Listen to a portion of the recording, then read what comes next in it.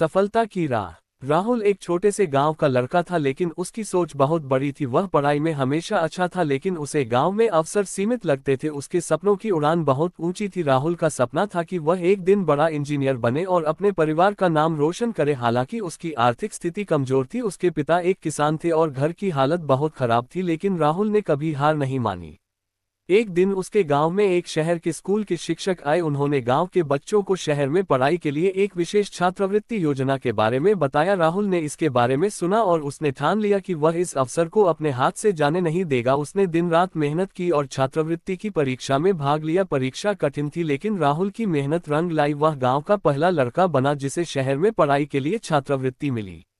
शहर आना और वहां के जीवन में खुद को ढालना राहुल के लिए आसान नहीं था। वहां की भाषा, वहां की पढ़ाई की पद्धति, सब कुछ अलग था। शुरुआत में उसे काफी कठिनाइयों का सामना करना पड़ा। उसे कई बार महसूस हुआ कि वह हार मान ले, लेकिन उसके मन में उसके माता पिता और गांव के लोगों की उम्मीदें थी। उसने अपने लक्ष्य को याद किया और पूरी शिद्दत से अपने सपने को पूरा करने में जुटा रहा।